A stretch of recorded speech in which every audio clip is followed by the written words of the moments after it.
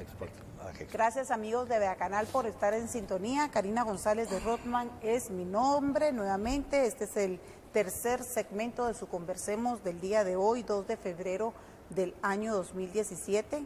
Le damos la bienvenida al ingeniero Rolando Pais Clanderu, presidente de Agexport. Gracias por estar aquí. Un gusto, Karina. Gracias, Richard, por acompañarme. Gracias, Karina, por tenerme aquí, darme la oportunidad de entrevistar a este personaje que lo teníamos pendiente aquí. Está dentro de la lista de los que hay que crucificar, ¿verdad? Pues no crucificar, pero sí que nos cuente qué va a hacer Agexport frente a la coyuntura nacional y la coyuntura internacional, que es muy importante, Karina, que es lo que hemos estado platicando en todos estos aspectos. Si me permite, le hago la primera pregunta.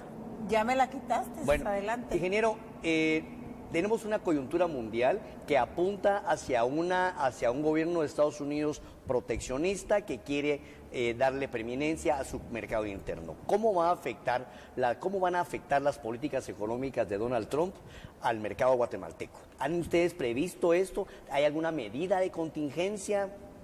¿O es solamente puro hot air, puro aire caliente? No creo. Yo creo que las palabras del señor presidente Trump han llevado una serie de acciones que pareciera que por lo menos al inicio muy consecuente con todo su speech durante la campaña. Yo honestamente al principio pensé que era un poco más de verbo, pero han habido acciones que han respaldado mucho de eso dicho durante la campaña.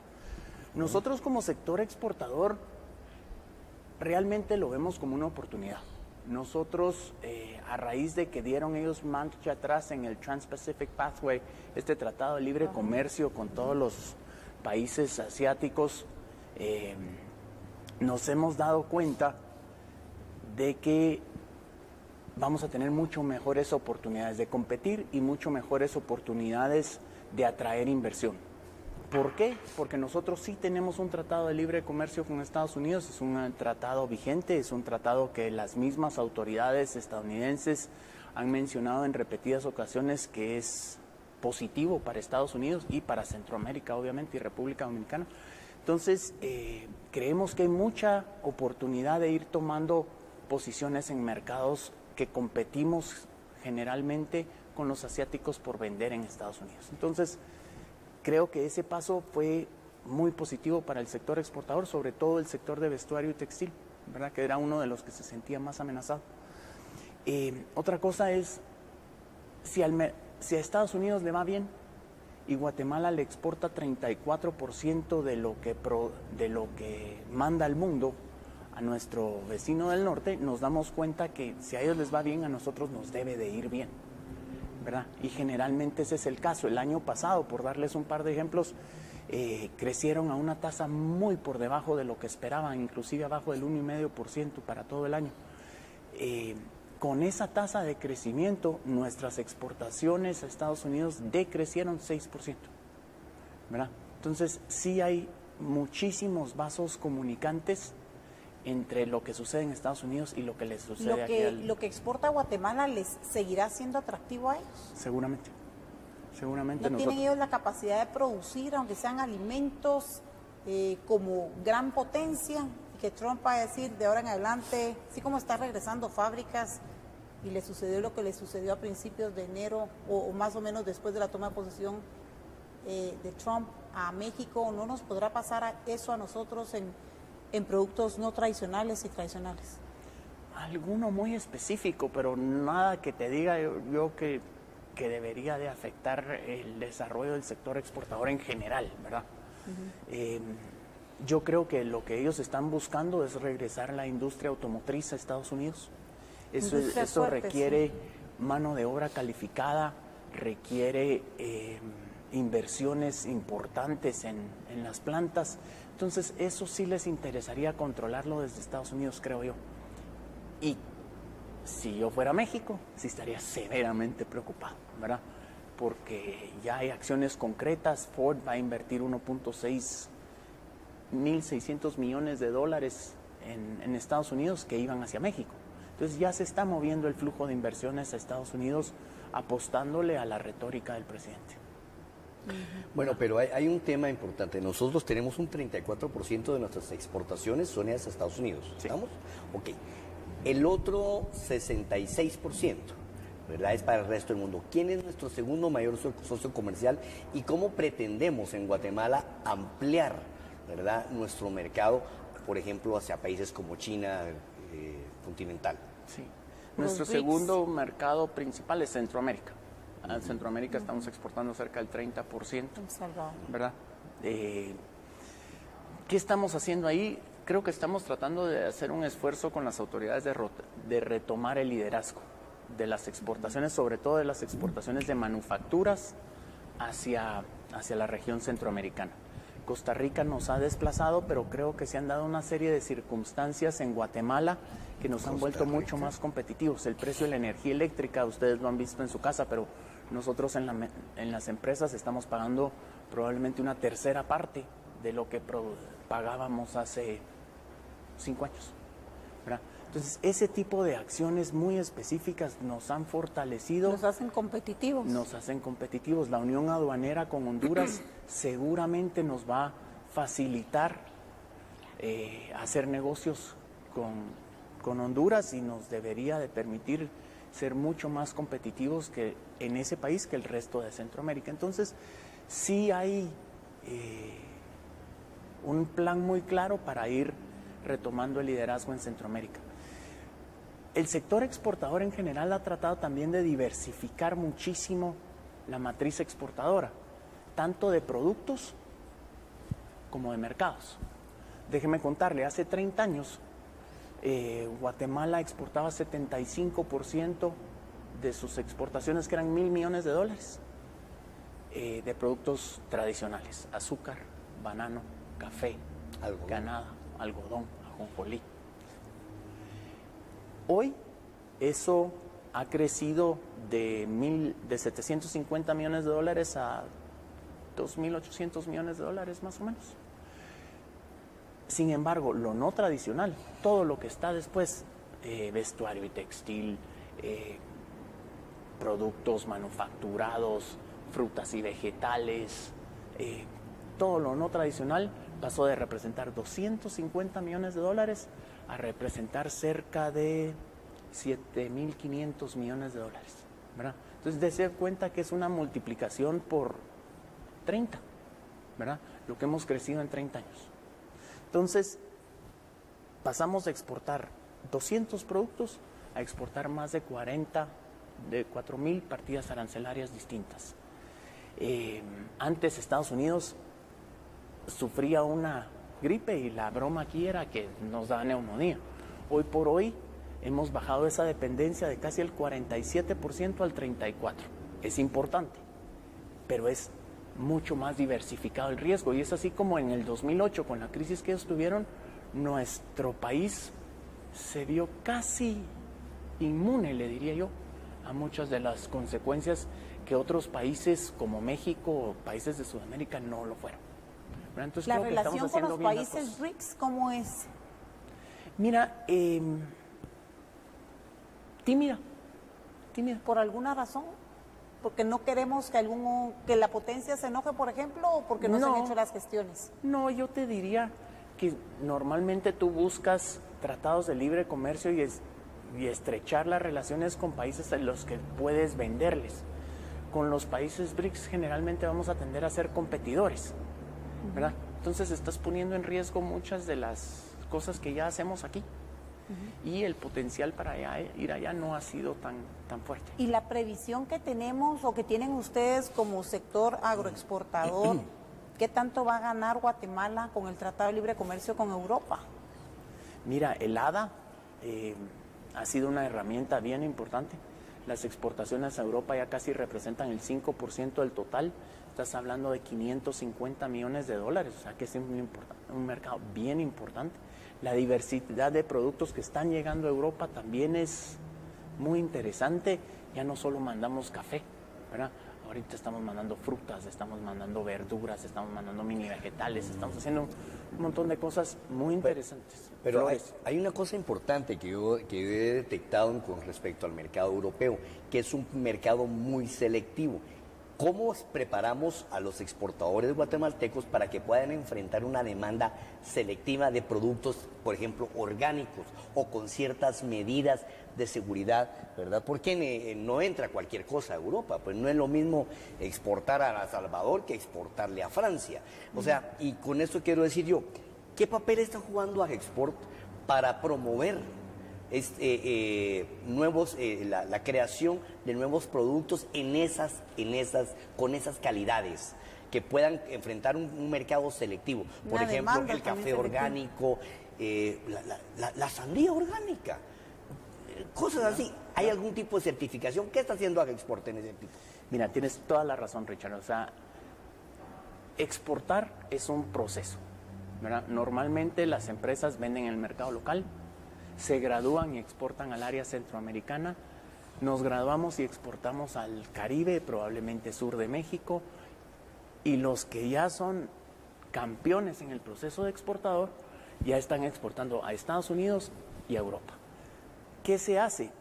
Los mercados te exigen muchísimo, te exigen buenas prácticas agrícolas si eres un producto agrícola. Entonces eso te habla de cómo tienes que tratar tus temas laborales, cómo tienes que manejar tu manejo de plagas, cómo tienes que manejar tu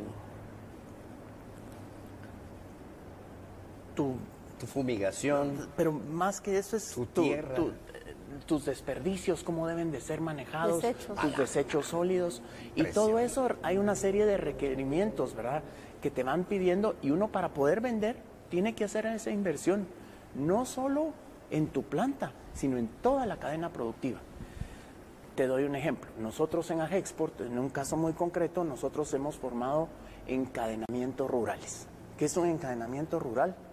Es una oportunidad de llegar a una comunidad y empezamos por estructurar el área social de la comunidad, encontrar un liderazgo positivo,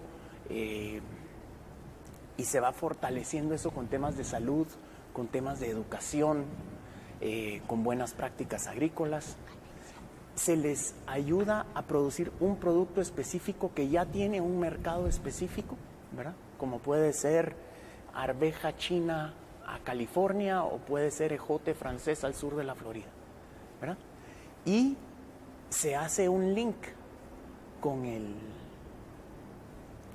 exportador para manejar los precios y que la calidad cumpla con los requerimientos de exportación, que se pague un precio justo, que toda la cadena esté funcionando como relojito, ¿verdad? Entonces, lo lindo del concepto es que estás generando desarrollo donde Guatemala más lo necesita, pero además estás generando oferta exportable donde antes no había, ¿verdad?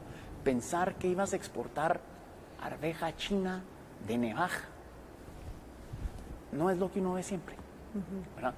Entonces, ese tipo de apoyo y ese tipo de alianzas son las que creo que nos tienen fortaleciendo a toda tu cadena, porque obviamente el exportador quiere que sus proveedores, los agricultores, produzcan de la mejor calidad en las mejores condiciones posibles. Entonces ya empiezan a hacer coinversiones,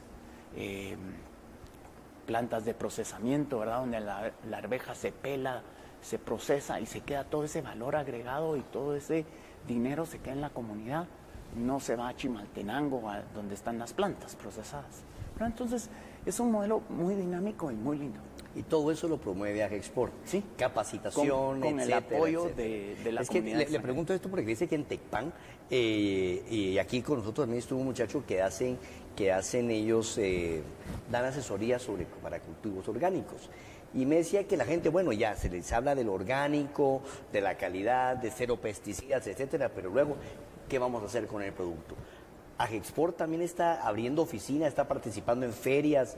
¿Qué hacen ustedes para promover el producto nacional en mercados vírgenes o emergentes? Seguro. Mira, hablamos ya, por ejemplo, de crear la oferta exportable.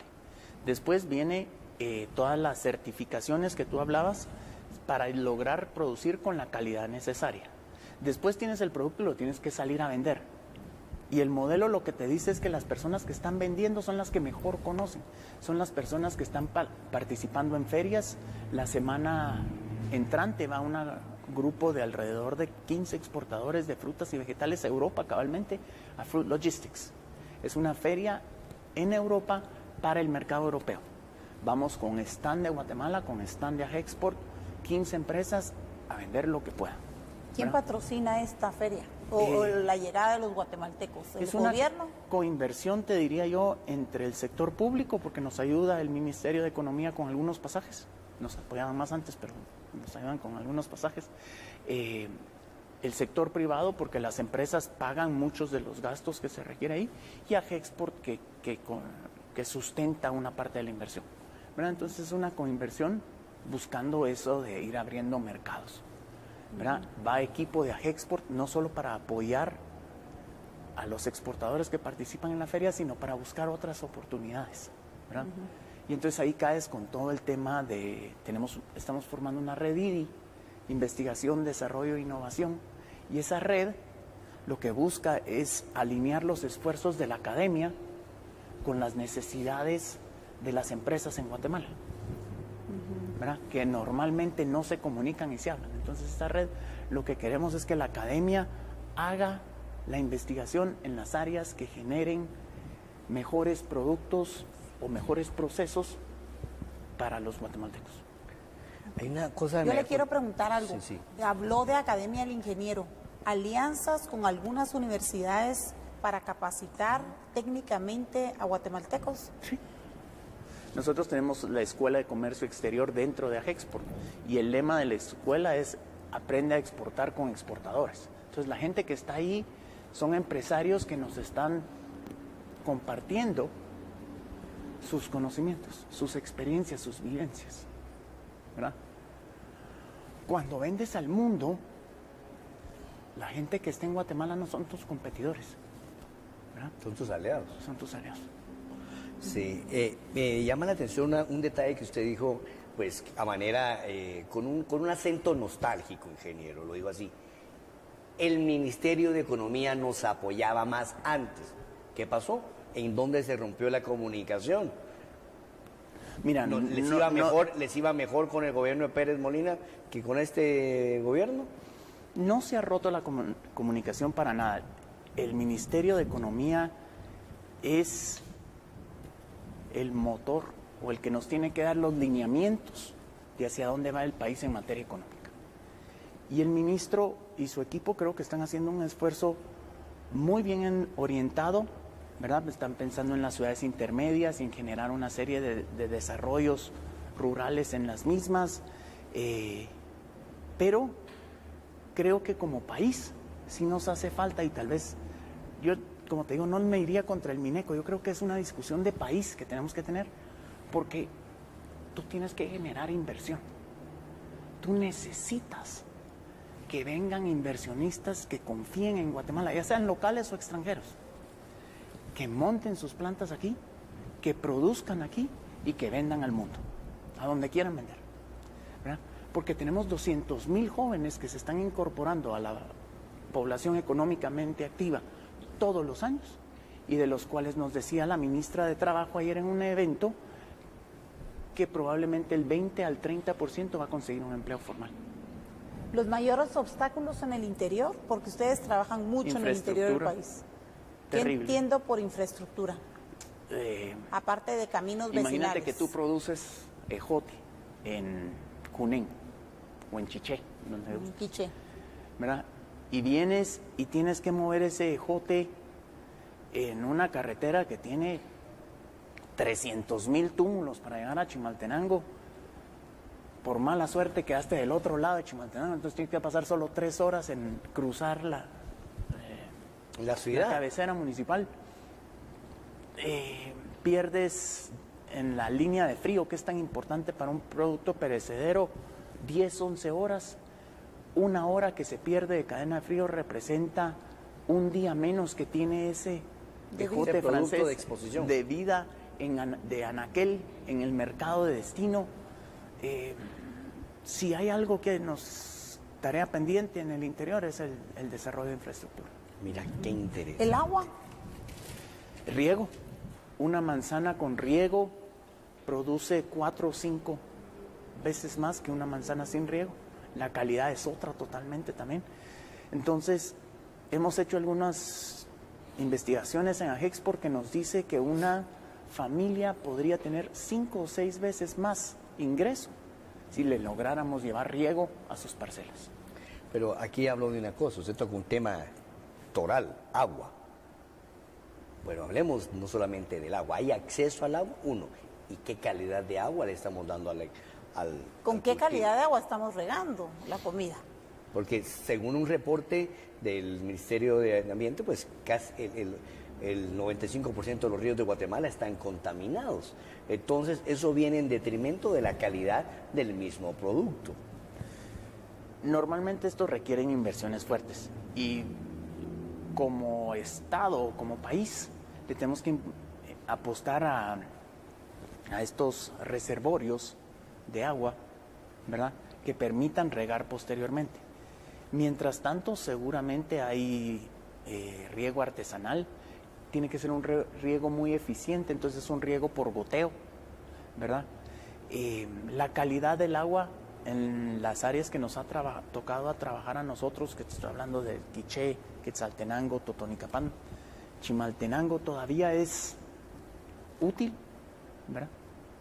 Entonces, sí es un problema, porque nada que no se nos puede ir un vegetal contaminado con E. coli, porque se nos cierra todito el mercado estadounidense a todos los productos de exportación. ¿Quién tiene ese control?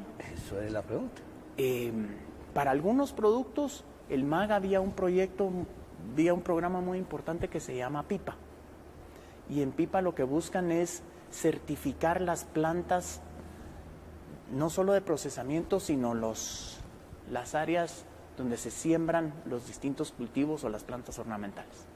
Es un programa pequeño y el país requiere un sistema de medidas sanitarias y fitosanitarias mucho más robusto, ¿verdad? Eso es importantísimo. Pero tal vez dando un poco marcha atrás a su pregunta, con carreteras y con riego, Guatemala en el área rural sería distinta. Totalmente. Los madurantes y todos los químicos, ¿qué estamos haciendo en ese tema? No podemos vender nada que no nos compren, Karina, ¿verdad? Entonces nosotros nos apegamos a recetas muy básicas que nos dan nuestros clientes, ¿verdad? Y te estoy hablando en temas agrícolas, pero también te estoy hablando en temas de vestuario y textil. Es muchísimo más exigente el mercado europeo, obviamente, que nuestros vecinos en El Salvador o Centroamérica. Muchísimo más. E inclusive muchísimo más que la misma legislación guatemalteca, o sea, monitorean que no vayan trazas de pesticidas que aquí son aceptables, pero para el mercado de exportación no. Monitorean nuestra gestión laboral de una forma mucho más exhaustiva que el mismo Ministerio de Trabajo. Monitorean quiere decir que vienen delegados de Europa para acá. Entonces aquí viene el otro. O sea que vamos atrasados. O sea que venimos monitoreando de fuera. Venimos con el tema de que así lo hacen en cualquier país del mundo. O sea que tenemos que ellos están forzando a los productores guatemaltecos a mantener una responsabilidad social empresarial, no solamente para que cumplan sus normas laborales, sino que también para la comunidad en cuanto al manejo de los desechos, ¿verdad? Seguro que sí. Y las mismas certificaciones te lo exigen. ¿Y quién está dando las certificaciones en Guatemala? No estoy seguro. No estoy seguro porque son certificaciones internacionales, entonces deben de ser compañías específicas que tienen la representación de... Yo no soy agrícola, la verdad es que lo he ido aprendiendo estos años, pero Global Gap, por ejemplo, es una certificación mundial que te garantiza que el producto, desde que se siembra hasta que se envía al mercado de destino, llega en las condiciones que que son suficientemente buenas para el mercado estadounidense o europeo, ¿verdad? Entonces, nosotros en las cadenas que formamos invertimos en que ellos se certifiquen Global Gap. Y eso lo que nos da es muchísima certeza de lo que estamos mandando va bien. Y es que el valor agregado es la certeza, Karina, porque tú recuerdas con mucha pena el tema de las berries hace 20 años, donde se nos cerró el mercado, y la verdad es que se nos cerró no porque nosotros habíamos mandado berries contaminadas, sino que probablemente porque no pudimos demostrar que esas berries no eran, que nuestras berries no iban contaminadas. Entonces el esfuerzo que se tiene que hacer desde el MAGA en los temas de medidas sanitarias y fitosanitarias es muy importante. ¿Hay planes en Guatemala para que la banca les preste dinero? ¿Hay apoyo por parte del Estado? ¿Falta esto para que podamos producir más? Seguro. Las opciones a crédito que tienen los pequeños agricultores son muy pocas. Y crédito tal vez se está abriendo, pero también hay un seguro agrícola que es muy importante. Se enteraron de las heladas que padecimos la semana pasada. Los daños que sufrieron solo las 200 cadenas que tenemos nosotros en Agexport excedieron el $1.000.000 la primera noche. El millón de quetzales, perdón, la primera noche. ¿Verdad? Si ellos hubiesen tenido un seguro agrícola que cubriera este tipo de percances, sería valiosísimo. Pero el valor hoy de un seguro agrícola es casi el 11% del valor de tu cosecha. O sea, es incomparable. Es incomparable. Bueno, y en otros sectores como el de vestuario, manufactura, zapatos, ¿verdad? ¿Qué retos está enfrentando el productor guatemalteco? No creo que exportemos zapatos. ¿Sí? Sí. Muchísimo. Muchos. ¿A qué mercado? Centroamericano. Europa, Estados Unidos.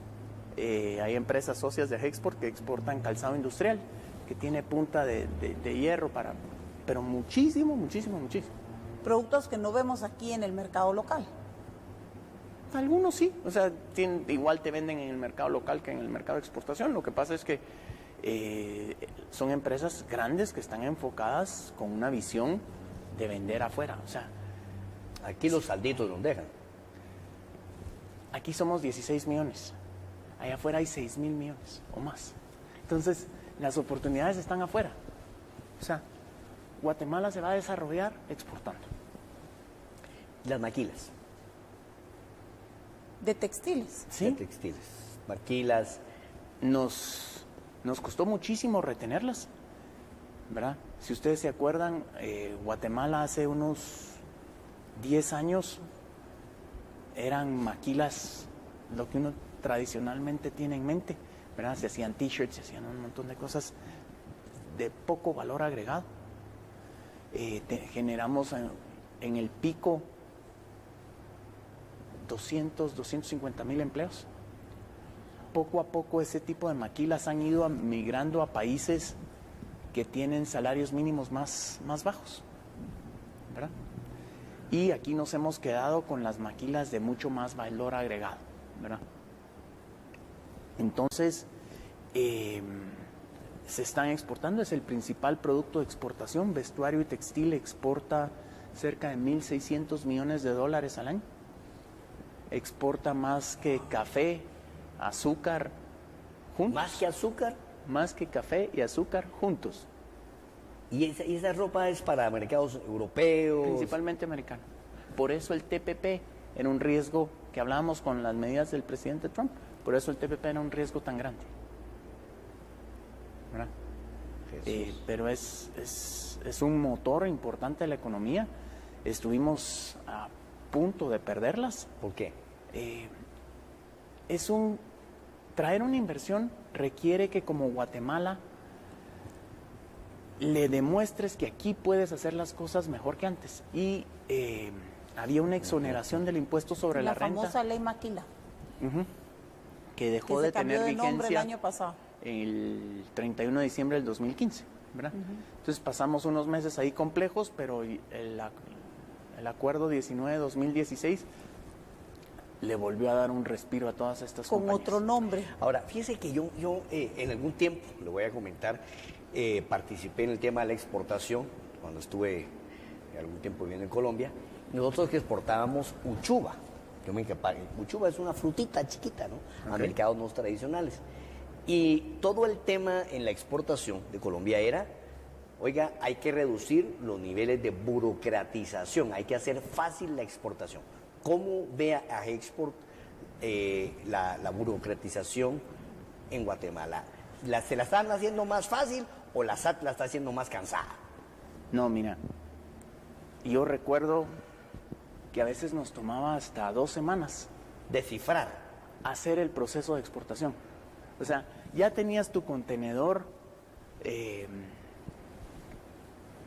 listo, pero la burocratización que tú mencionas nos retrasaba hasta 2 semanas. Hoy por hoy hacemos ese trámite en línea. Lo podemos hacer un domingo a las 2 de la mañana con todas las instituciones del Estado que tienes que lidiar, todas están conectadas a esa red y lo haces inmediato. No te tardas ni 2 minutos, ¿verdad? Entonces, sí se le ha dado al sector exportador un apoyo muy fuerte con estas ventanillas ágiles. Y bueno, y eso de las ventanillas ágiles es una historia, pero ¿y la seguridad? ¿Cómo está el tema de las aduanas, de la salida del producto, con tantos muchachos que son así muy creativos para mandar productos bastante lejos de lo tradicional? ¿Cómo es eso? Mira, siempre tienen el tema la SAT y sobre todo aduanas, el tema de la semaforización. Entonces hay muchísimos contenedores que llegan y son semaforizados, entonces les sale rojo o verde. Si sale rojo, son inspeccionados, si sale verde, coronaron. Generalmente los contenedores de exportación tienden a salir verdes, o sea que no hay un trámite adicional. Los de importación, muchísimos salen rojos. Te bajan la mercadería y te atrasan. Pero yo y te digo, pagas por demoras. ejemplo, que por el tema de los gringos y su paranoia con respecto a las drogas. Sí. Porque los muchachos han mandado drogas en los tallos de las flores, pues. ¿Cómo ven eso? ¿No ha habido problemas? No. ¿O ese problema lo tienen en Estados Unidos? Es que cuando tú tienes un proceso de certificación como el que nos exigen a nosotros, nuestros propios clientes allá nos piden vigilancia 24/7, cámaras en todos los lugares, en todos los procesos, una documentación muy exacta de cómo se carga el tráiler que va a exportación. O sea, yo te diría que la probabilidad de que metan en un contenedor de algo, sí hay, sí existe, pero es remota. Yo tengo que terminar el tema. Nos va a acompañar después en el próximo segmento el presidente de la NAM, Edwin Escobar. Pero para terminar el tema, ingeniero Rolando Páez, ¿cómo ven ustedes? El día de hoy hacen unos allanamientos en Olotenango porque aparentemente había defraudación tributaria con facturas. Han estado siguiéndole la pista a las devoluciones del IVA y esto tiene que ver mucho con las exportaciones. ¿Es grande, es pequeña la defraudación tributaria? ¿Qué estadísticas tienen ustedes? ¿Están haciendo algo para mitigarlo? Es un problema importante, Karina. Todo se da porque cuando uno exporta, lo que compra en facturas locales, se le empieza a uno a acumular un crédito fiscal. Y la SAT ha sido históricamente muy mala en retornarle esa plata a los exportadores. Y esa plata se vuelve capital de trabajo. Entonces, cuando se arman colas y calculamos nosotros que la presa debe estar rondando los 2.500 a 3.000 millones de quetzales de crédito fiscal que nos tienen retenidos a los exportadores, estoy seguro que hay empresarios que se han vuelto creativos. ¿Verdad? ¿Cuánto puede llevar ese trámite por año? 6 años. 6 años. Y no se paga un centavo de interés. Obviamente, No. el costo del dinero ahí es cero.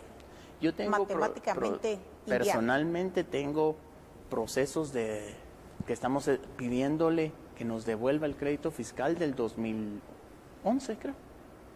O sea que sí, 6. Y todavía no me han llegado a revisar la SAT, y después de revisarme la SAT hay otra cola. le mandan a uno la plata. O sea que cuando se generan esos procesos tan ineficientes, ¿Pueden la hacer corrupción. quebrar algún Sí, seguro, industrial? Seguro. es un costo financiero pero alto. eso también, y también es o una sea que puerta creen abierta. ustedes que no hay tantos pícaros como se ha mediatizado, sino que el proceso es engorroso. Debiese ser así como la online de 2 minutos. Ese es si fuera así, sería otro país para Se exportar. puede volver a reinvertir en el país. Totalmente. En 2 patadas. Imagínate lo que pueden generar 3.000 millones de quetzales de inversión. Economía revolvente, ¿verdad? Cabal. Pero además tienes el tema de que muchos de los exportadores también empiezan a jugar están en el filo de la formalidad y la informalidad. O sea, ellos son el primero o el segundo eslabón en la cadena que se convierte en formales. Entonces, ¿cómo haces para comprarle a un informal si que no tiene factura, que no tiene número de NIT, que no te va a dar nada? Que no está bancarizado. Sí. Entonces, ese shock entre la informalidad y la formalidad ha generado muchísimos de los problemas que hemos visto el año pasado. Que hay algunos empresarios que abusaron del sistema, sí, seguro. Pero la mayoría no. La mayoría ha tratado de ver. Nos ayudaron muchísimo cuando se instauró la factura especial y fueron un poco más flexibles en cómo manejar la factura especial, porque eso nos da una herramienta muy clara de cómo documentar una compra a una persona informal. Pero a la misma persona solo le puede hacer no más de 3 facturas especiales. Así era antes, ahora ya no. Y esa flexibilización es la que nos ha ayudado tanto. Antes ese era el problema. Porque uno de empresario tiene un mes para pagarle el impuesto que uno le retuvo a la persona a la cual le tuviste que dar una factura especial. Entonces, uno se vuelve agente retenedor y pagador. Si tú ves los problemas, pero es una salida. Yo utilizo un poco de facturas especiales. ¿Sí? Sí, porque imagínate si estás erogando dinero de tu empresa para pagar un servicio y si no es utilidad para la SAT, imagínate que todo lo que no facturas es utilidad y después va el ISO y va el ISR y que no nos han quitado el ISO, que conste que era un impuesto momentáneo que lo creó el gobierno de Oscar Berger por problemas, después Sandra Torres se lo quedó, dije Sandra Torres, es Álvaro Colón, y después se lo quedó Otto Pérez, y ahora te caen a la yugular trimestral. Nos tocó pagar anteayer. Ajá, cabal. Por eso lo dije. Pero yo creo que estas nuevas autoridades de SAT están manejando las cosas ordenadamente, y eso es lo que la institución necesita. Entonces, sí, pero él es muy prudente, dice. Muy político. No, político no, prudente. Él dice, estas nuevas autoridades lo están manejando eficientemente. Entre comillas, los de antes lo manejaban mal. Pues ¿seguro? no dijo eso. Pero ahora sí lo está diciendo, vea. O sea, entre la SAT de hoy y la de hace 3 años, es otra cosa, pues. Es otra cosa. Entonces, el país tiene que reordenarse para entender que las reglas de juego son claras. Hasta para ser competitivos. Hay un chiste en el medio que dice que Trump le va a caer a Export. ¿Sí? Porque están exportando mucha gente. Dice. Sí, será así. Mira, yo había dicho mi última pregunta, y es hora de terminar. Pero yo estoy aquí. Pero quiero saber algo de la ley de competencia. Está agendada y a esa varios somos los que peleamos y competimos deslealmente por los monopolios, aunque algunos dan en llamarlos naturales, pero hay tal cosa no existe, y los oligopolios. ¿Con qué ojos ve a Export que finalmente se vaya a hacer una ley de competencia que es una exigencia de los mercados internacionales también? Con muy buenos ojos, Karina. Nosotros le apostamos y requerimos una ley que sea lo más estricta posible para que evite que podamos hacer negocios, ¿verdad? Nosotros nos interesa conseguir las mejores materias primas a los mejores precios, el mejor transporte al mejor precio, y todos estos acuerdos que pueden haber internos para fijar precios van en contra de la competitividad de nuestro sector. Entonces nosotros lo vemos con muy buenos ojos, apoyamos esto y esperamos que la ley sea publicada a la mayor brevedad posible. Muy bien, nos despedimos. Prudencia. Nos despedimos. ¿Cómo nos despedimos entonces, Richard? Pues yo me despido bastante de una manera muy sorprendido, agradablemente sorprendido, porque encuentro una luz en este sector que para muchos está satanizado, los exportadores, los agroexportadores, ¿no? Y realmente es gente que trae progreso. Seguramente. Que me alegro, los felicito, sigan adelante y sigan creando estas cadenas de producción para que Guatemala pueda mejorar, ¿verdad?, su oferta exportable. Muchas gracias. Me aprendí el término. Muy bien. Muchas gracias. Gracias, ingeniero, por haber participado con nosotros y aceptado la invitación. Un gusto. Gracias. Breve pausa y los dejamos con programación regular. Estamos esperando al presidente ANAM. Ya regresamos.